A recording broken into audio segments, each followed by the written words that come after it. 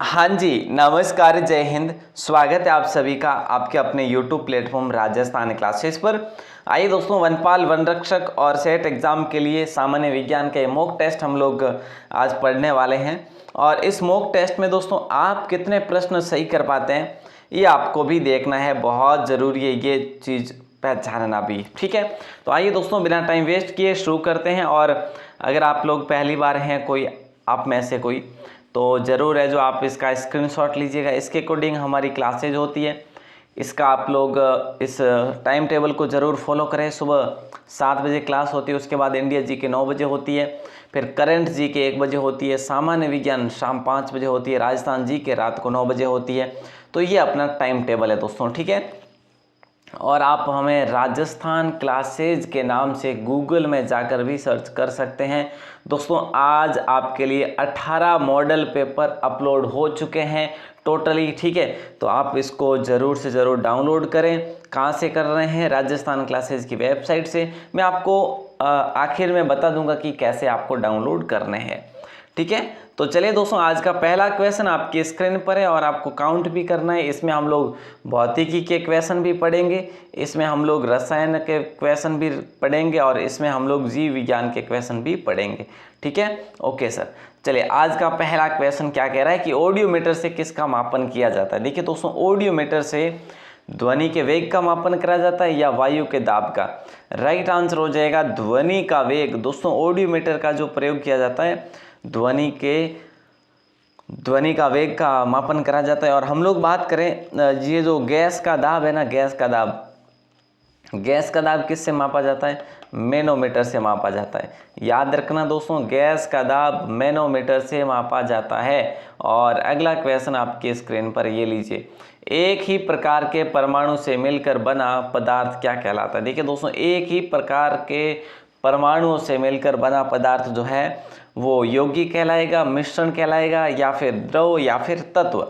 एक ही प्रकार के परमाणु से मिलकर जो बना तत्व है ना, वो बना जो पदार्थ है ना, वो आपका तत्व कहलाएगा। यानी ऑप्शन डी आप सभी का सही जवाब माना जाएगा, ठीक है। अभी तक देखिए 2 क्वेश्चन हुए और आपको काउंट करना है साथ साथ में कि आप कितने क्या क्वेश्चन सही कर पाते हैं। देखिए दोस्तों, ये क्वेश्चन क्या है कि इनमें से असंबंध क्या है, यानी कि असुमेलित आपसे पूछा जा रहा है। चिकित्सा शास्त्र का जनक हिपोक्रेटस को कहते हैं, ये कल की ही क्लास में हम लोगों ने कवर करा, बिल्कुल कहते हैं। वनस्पति विज्ञान का जनक दोस्तों थियोफेस्टस को कहते हैं, ये भी सत्य कथन है। आधुनिक रसायन विज्ञान का जनक रॉबर्ट बॉयल को कहते हैं, बिल्कुल ये भी सत्य कथन है। और दोस्तों रसायन विज्ञान का जनक जो है ना, विलियम हेर्टेस को नहीं कहा जाता, ये कहा जाता है एंटोनी एवोजियर। एंटोनी एवोजियर को रसायन विज्ञान का जनक कहते हैं। हालांकि आधुनिक रसायन विज्ञान का जनक तो बॉयल को कहते हैं दोस्तों, याद रखना, ठीक है। ये बहुत इंपॉर्टेंट क्वेश्चन है आपका। और अगला क्वेश्चन देखिए आपकी स्क्रीन पर क्या पूछा जा रहा है, निम्न में से कौन सी राशि रिएक्टर पैमाने पर मापी जाती है। देखिए दोस्तों, निम्नलिखित में से कौन सी राशि जो है रिएक्टर पैमाने पर मापी जाती है। हाँ वही, बिल्कुल, बहुत आसान सा सवाल है। ये भूकंप की तीव्रता को लॉक करेंगे, ऑप्शन सी को। देखो, भूकंप की तीव्रता को मापने का जो मात्रक है ना, वो क्या है? बोले सर रिएक्टर है, ठीक है, रिएक्टर है, या फिर रिक्टर है, बोलते हैं उसको, रिक्टर बोलते हैं, ठीक है, रिक्टर बोलते हैं, रिक्टर जैसे ये है। और या फिर रीचर स्केल भी बोलते हैं। और भूकंप की तीव्रता को मापने वाला जो यंत्र होता है वो कौन सा होता है? वो होता है सिस्मोग्राफ, ठीक है। जो यंत्र होता है वो सिस्मोग्राफ होता है। जो इसका मापने का जो मात्रक होता है भूकंप की तीव्रता को, वो होता है रीचर या रिक्टर, ठीक है। अगला क्वेश्चन ये क्या कह रहा है आपसे, एक बार ध्यान दीजिए। वाहनों से निकलने वाली प्रदूषित गैस जो मुख्यतः इनमें से कौन सी है? देखिए, हाइड्रोजन दे रखा है, कार्बन डाइऑक्साइड भी दे रखा है, कार्बन मोनोऑक्साइड भी दे रखा है,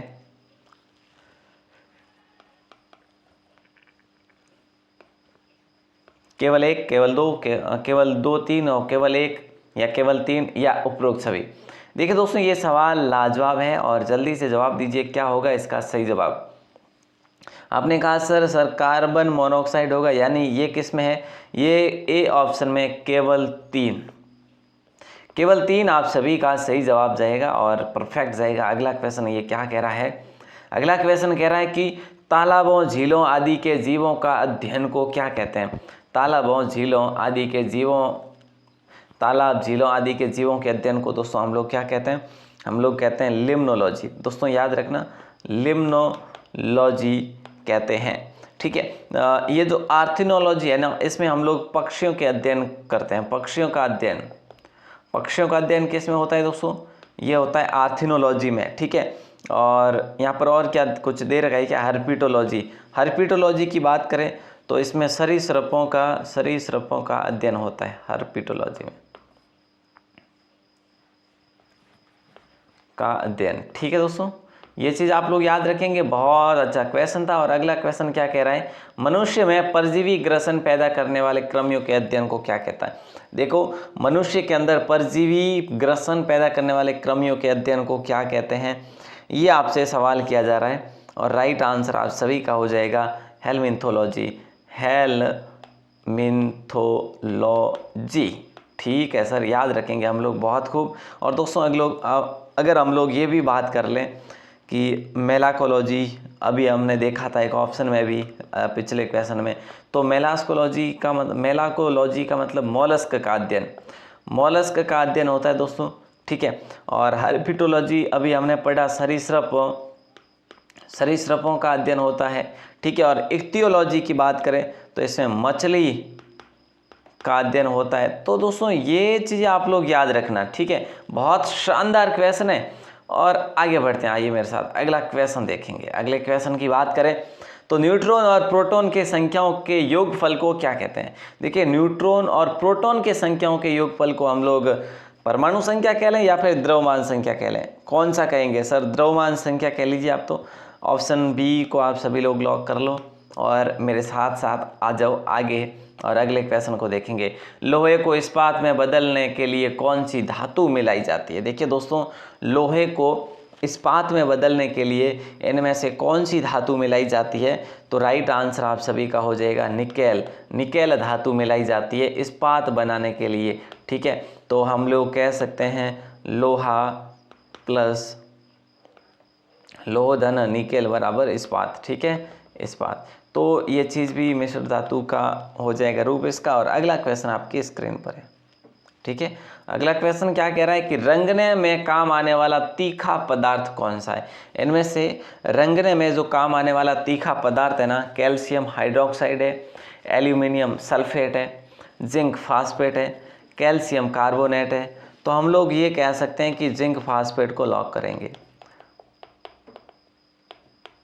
जिंक फास्फेट। ठीक है, ऑप्शन सी को आपने लॉक करा है, बहुत खूब। और नेक्स्ट क्वेश्चन आपकी स्क्रीन पर, ये आपसे क्या कह रहा है? ये आपसे ये कह रहा है कि पेंसिल बनाने में कार्बन के किस अपरूप का उपयोग होता है? पेंसिल बनाने में कार्बन के ग्रेफाइट का प्रयोग होता है प्यारे साथियों। ठीक है, हमने कल की क्लास में पढ़ा ग्रेफाइट जो है विद्युत का क्या होता है? सुचालक होता है। ठीक है, और इसका गोटलोब वर्नर ने इसका हम लोग कह सकते हैं कि इसका नाम रखा 1789 में। ठीक है, ये चीज़ भी आप लोग याद रखना, पेंसिल लीड बनाने में या पेंसिल बनाने में इसका प्रयोग होता है ग्रेफाइट का। ठीक है दोस्तों, अगला क्वेश्चन कह रहा है कि रबर निम्न में से किसका बहुलक है?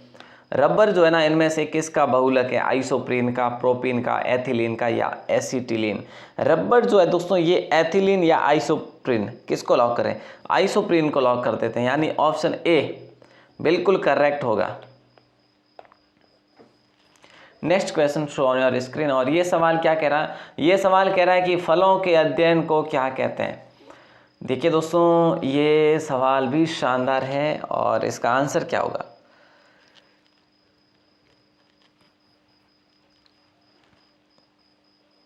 देखिए, पोमोलॉजी कहेंगे हम लोग।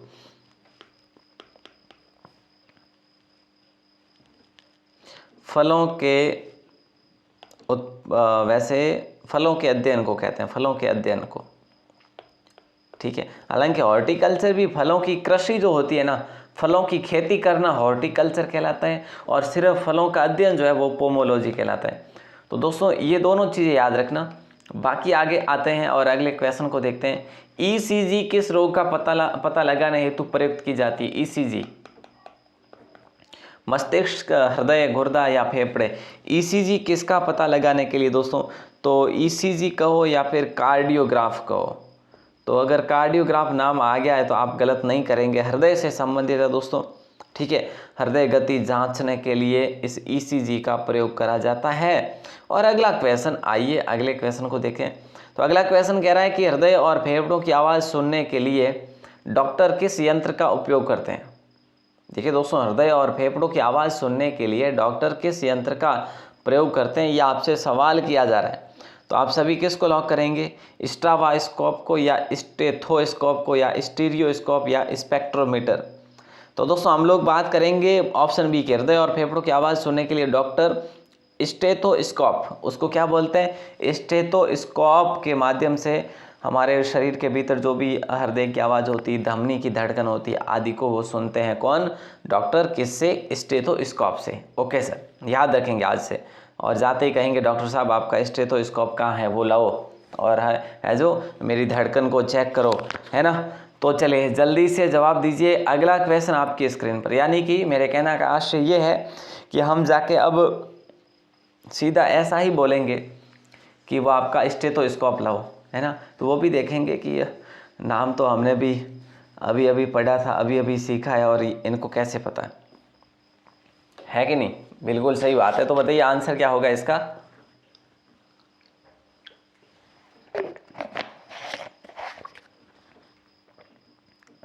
निम्न में से किसका उपयोग ऊंचाई नापने के लिए किया जाता है।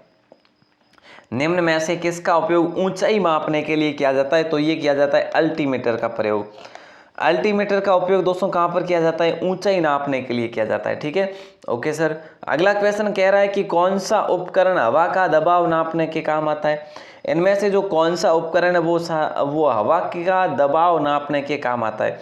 ये सवाल हमने पढ़े भी है दोस्तों, बैरोमीटर को लॉक करेंगे, ठीक है।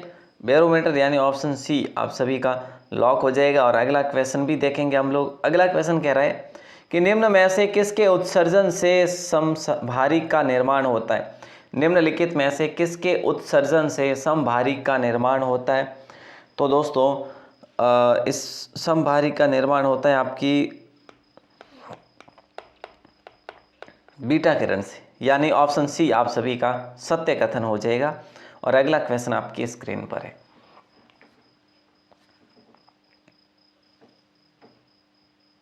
अगला क्वेश्चन है, तेल लगा कागज होता है पारभाषक होता है, अपारदर्शक होता है या फिर पारदर्शक होता है। देखो पारभाषक, अपारदर्शक और पारदर्शक। देखिए दोस्तों, तेल लगा जो कागज होता है ना वो अपारदर्शक होता है, यानी ऑप्शन बी जो कि लॉक हो जाएगा आपका। और आगे बढ़ते हैं, अगले क्वेश्चन को देखते हैं। अगला क्वेश्चन क्या है, जरा ध्यान दीजिएगा। अगला क्वेश्चन क्या कह रहा है, ये कह रहा है कि किसी एक सामान्य व्यक्ति के रक्त का पीएच स्तर क्या होता है, ये आपसे पूछा जा रहा है। तो सामान्य व्यक्ति के रक्त का पीएच जो मान होता है ना वो लगभग 7.35 से लेकर 7.45 के बीच में होता है सामान्य व्यक्ति का, ठीक है। और हालांकि 7.5 से कम ही होता है, ठीक है। ये चीज़ भी आप लोग याद रखेंगे। तो दोस्तों ऑप्शन बी को लॉक करेंगे आप सभी लोग, 7.50 से कम ही होता है। ऑप्शन बी आप सभी का लॉक हो जाएगा। और अगला क्वेश्चन क्या कह रहा है, 2 या 2 से अधिक तत्वों के मात्रा के विचार से एक निश्चित अनुपात में संयोग करने से बना पदार्थ कौन सा है। 2 या 2 से अधिक तत्वों के मात्रा के विचार से एक निश्चित अनुपात में संयोग करने से बना पदार्थ जो है वो दोस्तों क्या कहलाता है, वो यौगिक कहलाता है, याद रखना, ठीक है। ओके सर, ऑप्शन ए को आपने लॉक करा है, ठीक है, बहुत खूब। और नेक्स्ट क्वेश्चन देखिए आपकी स्क्रीन पर है। नेक्स्ट क्वेश्चन क्या कह रहा है कि 2 या 2 से अधिक शुद्ध पदार्थों को किसी भी अनुपात में मिला देने से बनता क्या बनता है। इसको हम हटा देते हैं। अब बताइए, 2 या 2 से अधिक शुद्ध पदार्थों को किसी भी अनुपात में मिला देने से मिश्रण बनता है या फिर यौगिक बनता है। ये आपको आंसर देना है, बड़ा आसान सा सवाल है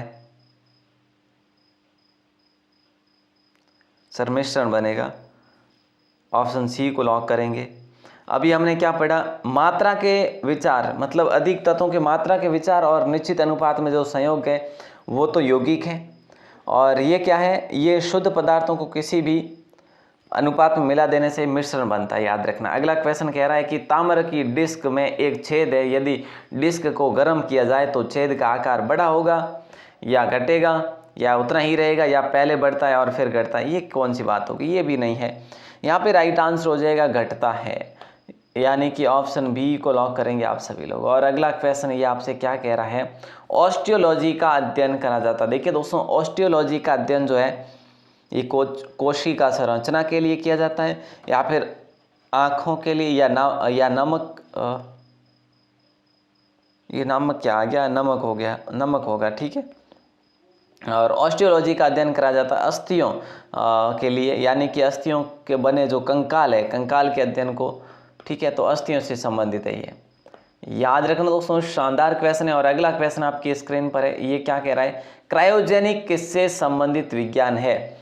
क्रायोजेनिक किससे संबंधित विज्ञान है, ये आपसे सवाल किया जा रहा है।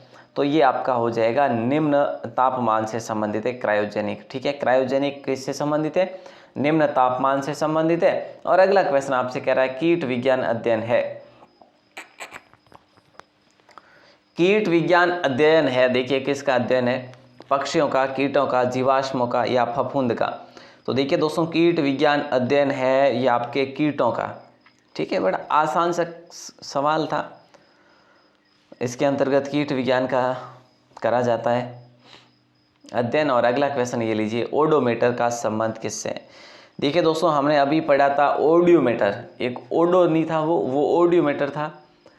ऑडियोमीटर का हमने पढ़ा था कि सर वो जो है वो ध्वनि के वेग से संबंधित है, ध्वनि के वेग से संबंधित है। और यहाँ पे ओडोमीटर का संबंध किससे है, तो ओडोमीटर का संबंध दूरी से है दोस्तों। ऑप्शन डी को लॉक करेंगे आप सभी लोग, ठीक है। ओके सर, और अगले क्वेश्चन को देखेंगे। दूरी यानी कि जो भी हम लोग बात करें ना, गाड़ियों की दूरी होती है, ठीक है, उस दूरी को संबंध रखते हैं ओडोमीटर से। अगला क्वेश्चन है, हवा की चाल नापी जाती है, जल्दी बताइए। हवा की चाल नापी जाती है स्पीडोमीटर से, एनीमोमीटर से, डायनेमोमीटर से या एक्सेलेरोमीटर से।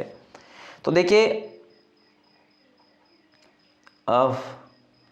वायु के बल, दिशा व गति को मापा जाता है एनीमोमीटर से दोस्तों, एनीमोमीटर से, यानी ऑप्शन बी आप सभी का सही होगा।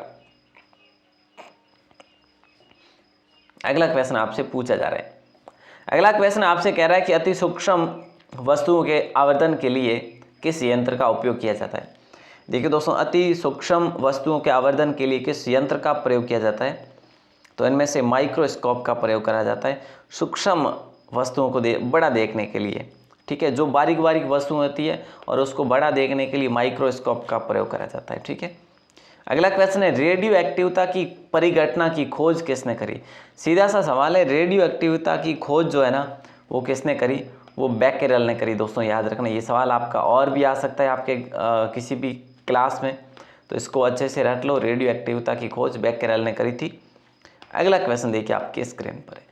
अगला क्वेश्चन ये क्या कह रहा है, ये क्वेश्चन यूँ कह रहा है कि औद्योगिक बहिस्राव द्वारा किए जाने वाले जल प्रदूषण को रोकने के लिए निम्न में से कौन से अपतरण को उपयोगी पाया गया है, ये आपसे पूछा गया। तो इसका राइट आंसर होगा जलकुंभी, ठीक है। ऑप्शन सी को लॉक करेंगे। और अगला क्वेश्चन देखिए, निम्नलिखित में से कौन सी गैस उच्चतम ऊष्मीय मान रखती है। निम्नलिखित में से कौन सी गैस जो है उच्चतम ऊष्मीय मान रखती है। तो दोस्तों, प्राकृतिक गैस करें या भाप अंगार गैस करें, बताइए कौन सी करें। बोले सर प्राकृतिक गैस कर लीजिएगा, चलिए प्राकृतिक गैस करते हैं, ठीक है। अगला क्वेश्चन आपकी स्क्रीन पर ये कह रहा है कि इनसेट 2E कहाँ से प्रमोचित किया गया था या फिर प्रक्षेपित किया गया था। कोरू से किया गया दोस्तों, ठीक है। ऑप्शन बी आपका लॉक हो जाएगा। और अगला क्वेश्चन क्या कह रहा है, देखिए अगला क्वेश्चन कह रहा है, नाभिकीय रिएक्टर में इनमें से कौन सा ईंधन का काम करता है। नाभिकीय रिएक्टर में इनमें से कौन सा ईंधन का काम करता है। नाभिकीय रिएक्टर में यूरेनियम काम करता है, ठीक है दोस्तों। कौन सा ईंधन के रूप में, तो यूरेनियम जो है ये इसके लिए, किसके लिए, नाभिकीय रिएक्टर के लिए ईंधन का काम करता है। और अगला क्वेश्चन आपकी स्क्रीन पर है। अगला सवाल कह रहा है, वायुमंडलीय ओजोन की ऊपरी परत निम्न में से किससे बनी होती है। वायुमंडल ओजोन की तुरंत ऊपरी जो परत है वो निम्न में से किससे बनी होती है?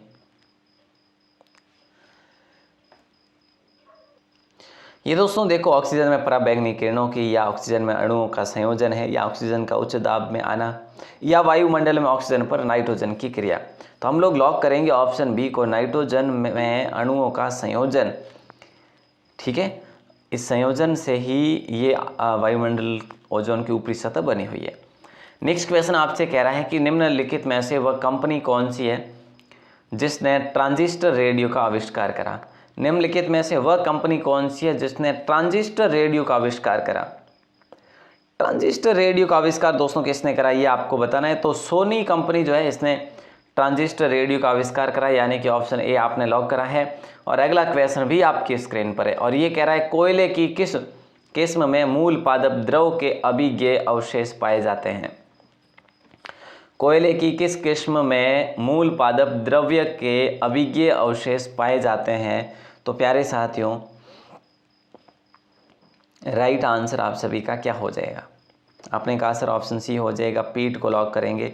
चलिए पीट को लॉक करते हैं, ऑप्शन सी को। ठीक है, और अगला क्वेश्चन क्या कह रहा है देखो, अगला क्वेश्चन कह रहा है किसी रेडियो सक्रिय पदार्थ का आधा जीवन 4 महीनों का होता है। किसी रेडियो सक्रिय पदार्थ का आधा जीवन 4 महीनों का होता है, उसका 3/4 भाग कितने महीनों में नष्ट हो जाता है?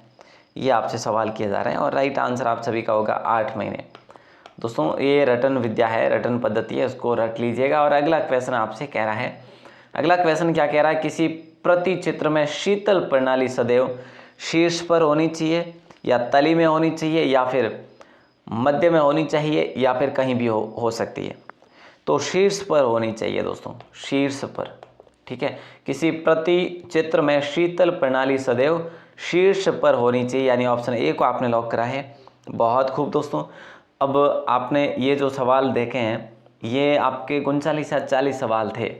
अगर आपने इसको सही से देखा है तो आप ये सारी दोस्तों पीडीएफ जो है, विशेष रूप से विशेष सामग्री जो है ना दोस्तों, इसको आप लोग ज़रूर डाउनलोड करना। ये आपके बड़ी काम आने वाली चीज़ें हैं आपके एग्ज़ाम के लिए। ये आपको कहाँ पर मिलेगी? राजस्थान क्लासेज की वेबसाइट पर गूगल पे जाओ और लिखो राजस्थान क्लासेज। क्लासेज पूरा लिखना, मैंने यहाँ पे पूरा नहीं लिख पाया मैं, तो आप राजस्थान क्लासेज लिखोगे, जैसा कि मैं आपको बता देता हूँ। देखो राजस्थान क्लासेज पर आपको गूगल में आपको जाना है और सिंपली लिख देना है, सिंपली क्या लिखना है गूगल में? राजस्थान क्लासेज लिखना है। ठीक है, राजस्थान लिखा, उसके बाद स्पेस दिया, उसके बाद आपने लिखा राजस्थान क्लासेज। जैसे ही आप लिखोगे, सर्च पर क्लिक करोगे, ये सर्च कर लेंगे आप लोग इसको। ठीक है, थोड़ा सा नीचे की ओर आओगे ना तो ये इस प्रकार का आपके लिए पोर्टल ओपन हो जाएगा। इस पर क्लिक करना है राजस्थान क्लासेज EDU पर। ठीक है, जैसे ही क्लिक करोगे ये आपकी वेबसाइट ओपन हो जाएगी। ये एक जैसा भी फ़ोटो है और ये अपना लोगो है। ठीक है, हाँ सर, ठीक है। तो अब आपको कहाँ आना है? देखो बहुत सारा भरमार जो कि भरी पड़ी है अपनी राजस्थान क्लासेज की। देखो आपको लाइव क्लासेज की PDF डाउनलोड करनी है तो वो आपको यहाँ से करनी पड़ेगी, Rajasthan GK live class PDF daily update. ठीक है, वो तो आप यहाँ से करोगे। और इसके अलावा जो PDF डाउनलोड करनी है इससे वनपाल वर्दी से संबंधित, तो आप यहाँ पर क्लिक करो। ठीक है, जैसे ही क्लिक करोगे आपके लिए ओपन हो जाएगा ये संपूर्ण कोर्स। और देखो गणित के प्रैक्टिस सेट यहाँ से डाउनलोड कर सकते हैं। राजस्थान GK अब ये आपके लिए सफिशिएंट नहीं है, वो पढ़ने की आवश्यकता नहीं है। करंट GK को ज़रूर डाउनलोड करें दोस्तों। ठीक है, और भारत सामान्य ज्ञान की आपने अभी तक वो भूगोल की वीडियो नहीं देखी तो ज़रूर देख लेना। ये सामान्य विज्ञान जो अभी तक हमने अपलोड करा है। ठीक है, और ये रहा आपका विशेष पर्यावरण व वन्य जीव से संबंधित सभी PDF यहाँ से डाउनलोड करें। तो ये आप लोग ज़रूर करें, अगर बाकी कुछ करो या ना करो ये आपको बहुत फ़ायदा देकर जाएगी। ठीक है दोस्तों, उम्मीद करता हूँ। ये रहा भारत का भूगोल का, इसमें भी रहा है, आप यहाँ से भी डाउनलोड कर सकते हैं। बाकी जैसे आप चाहते हैं कि सर हमें तो पुराना पेपर चाहिए, 2016 का भी ले सकते हैं, 2013 का पेपर भी ले सकते हैं, ये सब इसी में है। अब आप इस सिलेबस को देखना भी चाहो तो देख भी सकते हैं वैसे। ठीक है, ओके सर। तो ये आप लोग यहाँ से देख सकते हैं, राजस्थान क्लासेज लिख कर आ सकते हैं, हमारी वेबसाइट पर विजिट कर सकते हैं। और दोस्तों अगर आप पहली बार है राजस्थान क्लासेज पर तो हमें मैसेज कर सकते हैं। आपके अपने व्हाट्सएप नंबर राजस्थान क्लासेज के ये है कॉल ना करें, सिर्फ व्हाट्सएप मैसेज करें और अपना नाम और ज़िला ज़रूर लिखें, नहीं तो आपको ग्रुप में कोई ऐड नहीं करेंगे। अपना ज़िला और नाम ज़रूर लिख दें। आप सभी का दिल से बहुत बहुत शुक्रिया। जय हिंद, वंदे मातरम।